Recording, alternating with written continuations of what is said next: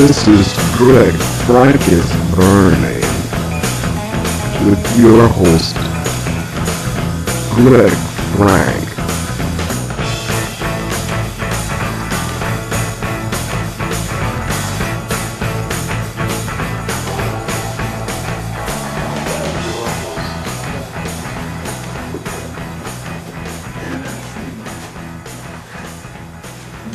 Hello and welcome to episode 2 of Greg Frank is Burning.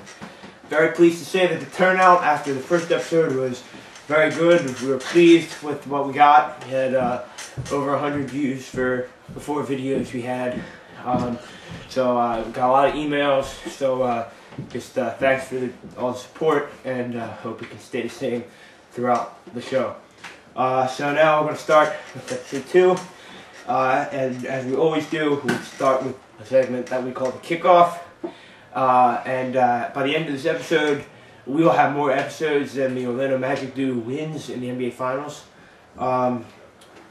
As most of you know, last night, Game 4 of the NBA Finals went down to the wire, only to see the Los Angeles Lakers take a 3-1 lead in the series and really put a stranglehold on it. And perhaps close it out on Sunday evening in Orlando. Orlando had their opportunities. They were up by 12 at the half and up by 3 with 10 seconds left. Dwight Howard had 2 free throws, and he missed them both. And Derek Fisher pulled up for 3 with 4 seconds left, and it went down. We went to overtime. The Lakers won the game.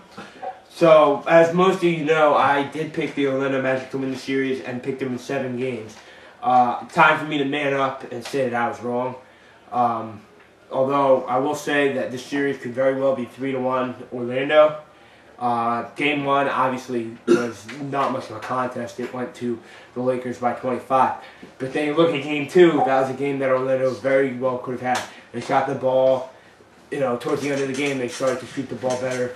J.J. Redick hit a big shot, and they had their chance.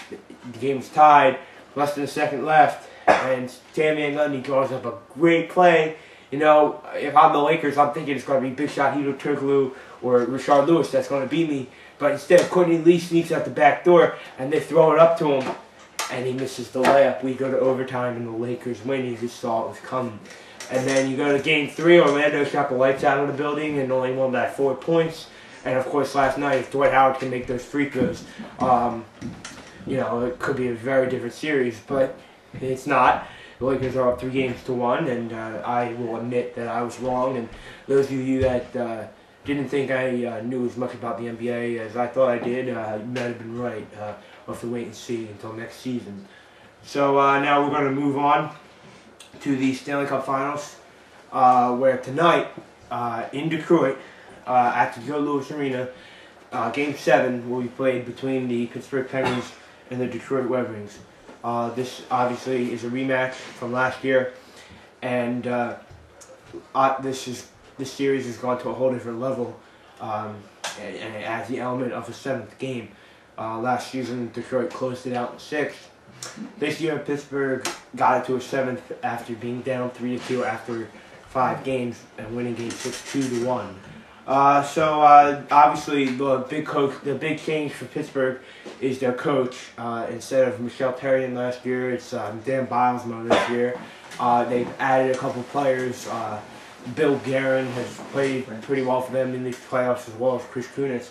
But just wanted to give you what Pittsburgh coach Dan Bilesma thought about the approach that he wants his team to take in Game 7. In a press conference, he said, quote, "Let's get on our toes and let's go after this thing and play the right way and get to the offensive zone and play at the pace that makes it tough for other teams to play with us." So it sounds like he's pretty confident with his team that they can get it done and win the 7th game in Hockey Town. It's certainly not going to be easy, but I expect this to be a very well-played hockey game between 2 teams that are playing for the Stanley Cup, and it might even go past the required 60 minutes for it to be completed. On the other side of the spectrum, Detroit coach Mike Babcock wants the Red Wings to win it for the city of Detroit, saying, quote, "People who don't live here have no idea what it's like in Detroit right now. I just know in my neighborhood, and I live in a nice neighborhood, the foreclosures and the kids in my kids' schools that have to move, and dads don't have jobs, and people are helping them. It's incredible. They don't even get to come to the games, but they cost too much. But they get to watch them on TV, and they enjoy it, and get fired up as we do. And to me, that's a fantastic thing. So for those of you questioning why Detroit did not sell out for their playoff games last year, I think that might be your answer, and it's not a good one. But I do think the Red Wings will win this hockey game. They're playing in a place that they haven't lost in over a month.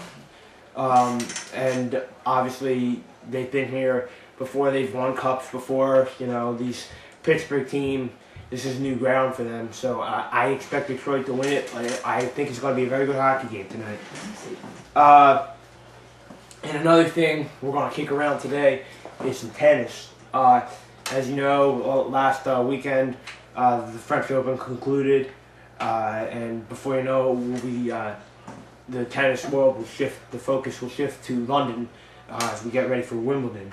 But the after effect from the French Open seemed to be, after Roger Federer is able to win, defeating Swede Robin Soderling in straight sets. The main focus seemed to be on whether or not Federer is the greatest player ever to hold a tennis racket. And personally, I think it's too soon to tell. I mean, you look at this guy, he's won 14 Grand Slam titles. And I understand that, he's tied now with Sampras. But Rafa Nadal is a guy that is a couple years younger than Federer, has 6 Grand Slam titles. And I understand Federer now has the career Grand Slam in his back pocket since he's won all 4 majors. But if Nadal can win this year in New York at the U.S. Open, then he'll have that same feat too. Now, the U.S. Open has been a tough tournament for him, as he hasn't gotten that. He's got the farthest he's gotten is the semifinals last year. But he's playing pretty well right now, although, well, he's not really playing that well right now.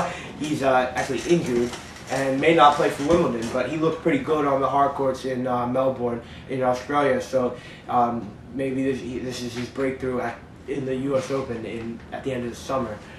But it all depends on his injury. Like, he may not play in Wimbledon. We don't know. I don't know. So we'll have to see. And of course there are other greats there, but Federer is obviously in the conversation. Obviously he equals Sampras' record for Grand Slam titles. Rod Laver, another outstanding tennis player, the only guy to win 2 Grand Slams in back-to-back years. He won all 4 one year, and then he won all 4 again the next year.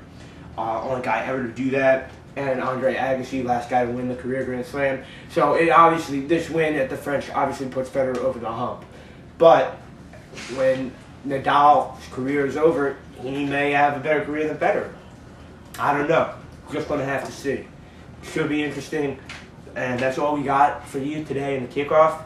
Coming up in Frank's featured topic, I'm going to look at inside interleague play this weekend in the MLB. Give you my thoughts about interleague play and thoughts that might surprise you guys. That's a wrap.